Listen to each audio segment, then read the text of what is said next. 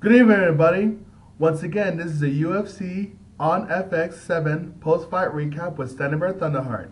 And tonight, well, this event of Vitor Belford versus Michael Bisping took place in São Paulo, Brazil.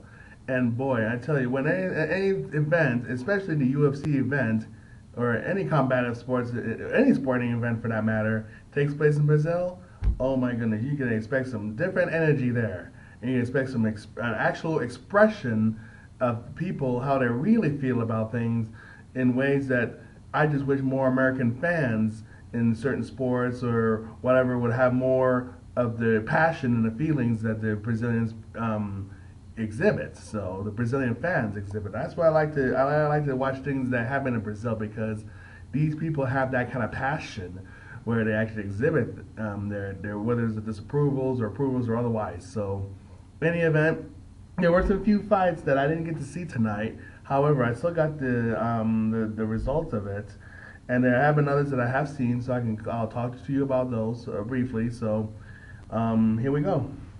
Now, the first fight that was featured on Facebook that I didn't see was Francisco Trinaldo versus C.J. Keith.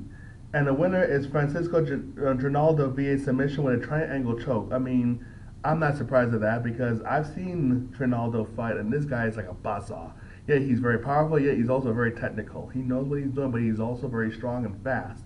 So congratulations. And Wagner Prado versus Idlemar Alcantara. And the winner is Idlemar Alcantara via submission with a knee bar. Ouch. Whew. Man, I'm telling you, Wagner Prado right now is not doing too good. I don't know what happened to him. I don't know why he got submitted the way he did, because like I said, I didn't get to see it. But last time I saw him, he got manhandled by Davis. That is. So as far as the wrestling and so forth, he got out wrestled by Davis, basically is what it is. So anyways, so congratulations, Idlemar Alcantara. And Yuri Alcantara versus Pedro Nobre. And the winner, well, actually there was no winner, because according to what I found out, there was a no contest in this fight.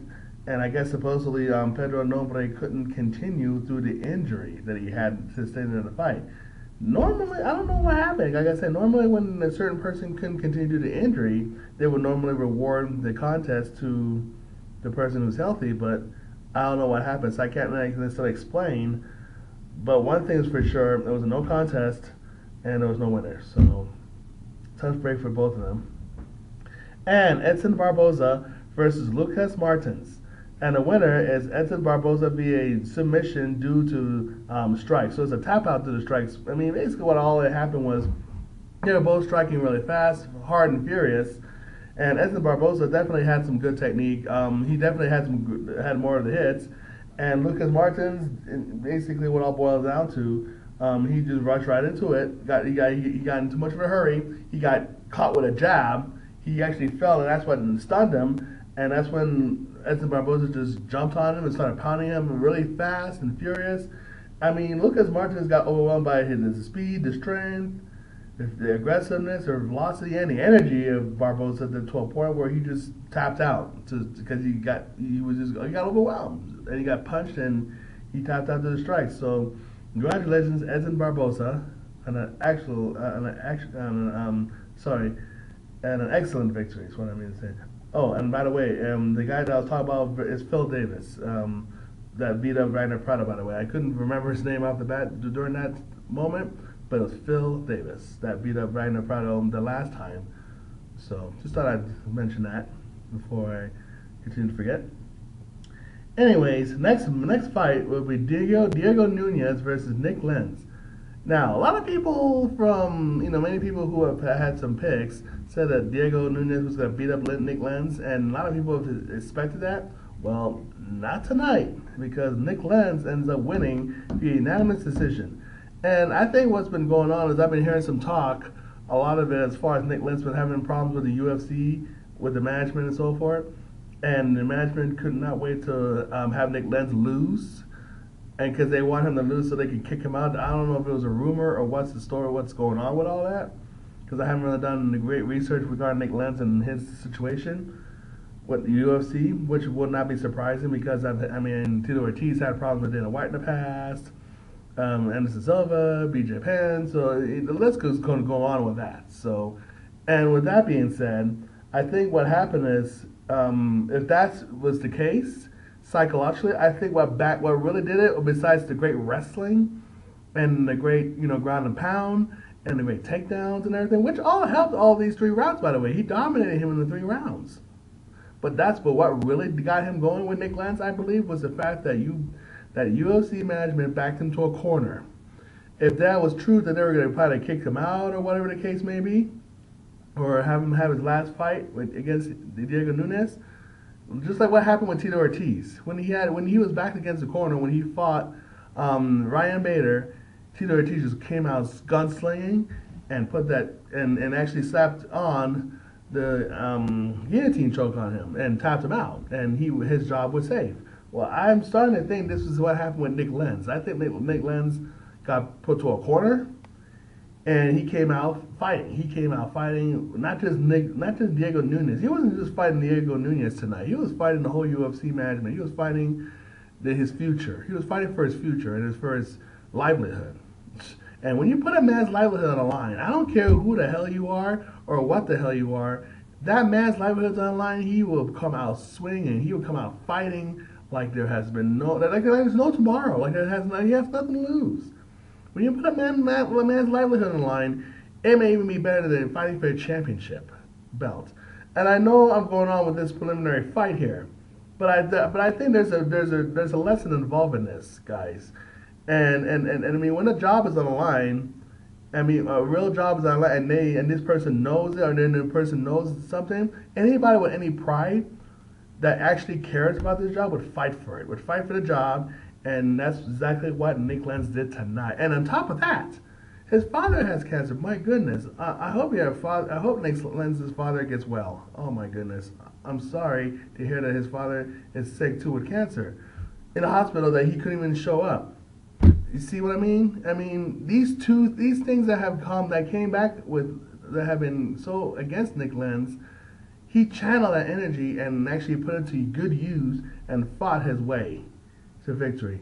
And I hope, and let's just see that Nick Lentz could channel that energy some more of all the things that have gone against him, and use that to propel him to contendership one day, to the championship contendership one day. Who knows? You never know with him. He could be the champion with the way he's been. I mean, if there's any indication of signs for things to come, people need to watch out for Nick Lentz. You just don't put a man back against the corner like that and him not fight back the way he did tonight. And people thought that Diego Nunes was going to walk over him. Didn't happen.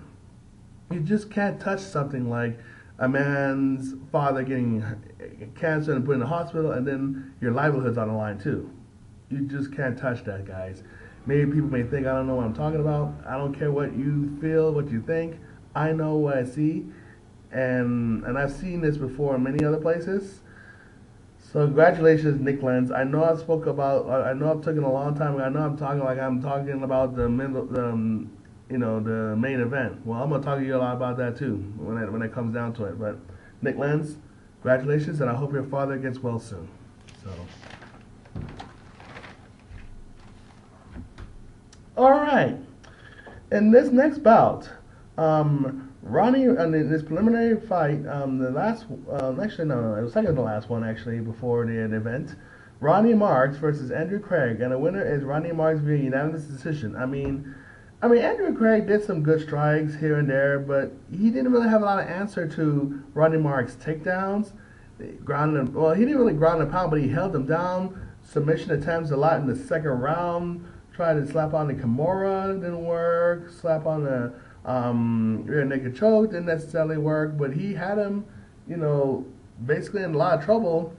Where he actually had him basically behind him, even though he was on his back, he was still controlling him, and then had him under control. Craig did some good strikes, but it wasn't enough, and he almost got some good strikes on him near the end. But it was too little too late, and so Ronny Marks is your winner, so congratulations on that.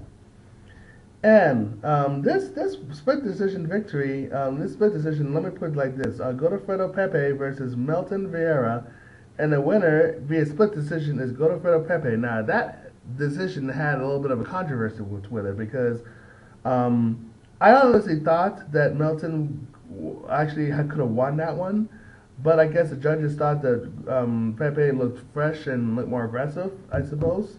I think that's what they actually judge him on, more on aggression. And also, of course, Godofredo Pepe dominated Milton in the second round when he had him in a figure four. Well, not exactly a figure four leg lock, but it was more of a figure four. How do I say this? Body lock. Figure four body lock.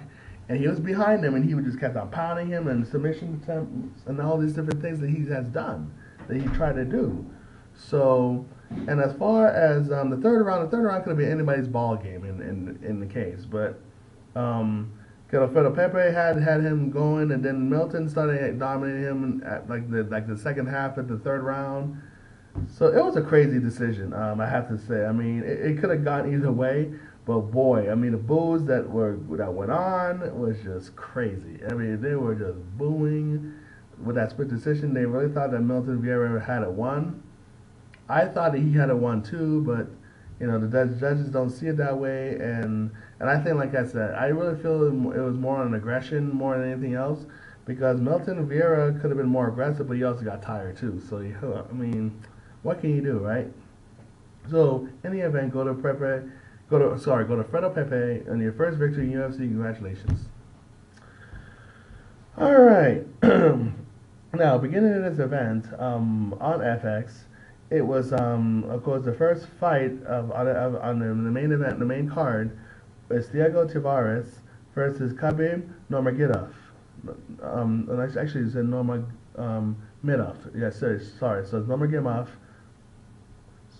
How do you say it's Nurmagomedov? No, Nurmagomedov is Russian. I gotta remember it's Russian. And so, of course, in the first round, Khabib Nurmagomedov knocked him out with a nice strikes. And how he did, Khabib, was that, of course, Thiago came out, swinging pretty good, came out, looking good with the boxing and so forth. So the Khabib, but in the middle, but then like it didn't take too long because Khabib, what had is he kind of like leaped a little bit, jumped a little bit, and uppercut him right in the face. Of course, Thiago didn't saw it coming. He knocked him down, and Khabib just straight out just pounding him, beat the crap out of him, and then that's when the referee stopped the fight. So congratulations on Khabib Nurmagomedov. Yes, I had to think Russian, so I had to like put my mind to that mainframe to say that name. So excellent job, Khabib. And in this round, this fight, Gabriel Gonzaga versus Ben Rothwell. And the winner is Gabriel Gonzaga via submission with a guillotine choke. I mean, it didn't really take, they started off, testing each other out, strikes and so forth. But Gabriel Gonzaga had the most strikes when he actually started hitting him.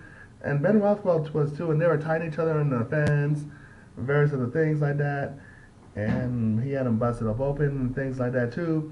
But at the beginning and the very end of it, of course, Gabriel Gonzaga started throwing some kicks, and Ben Rothwell tried to keep him at bay. He lost a lot of weight, so he thought he was going to be, improved.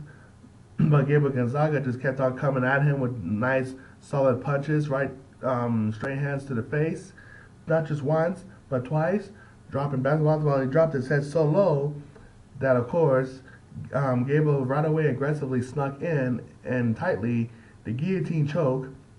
And he lifted him up, but Ben Rothwell was so tall that he couldn't get the crank all the way up. So what he did was he dropped himself to the ground, slapped on the guard with his legs, and he used his first leverage to leverage it out. And not only did he crank it and he had the guard, but he had to go to the side, to his left side, so it could be more towards the fact that he can actually have more control towards the side too. And had no choice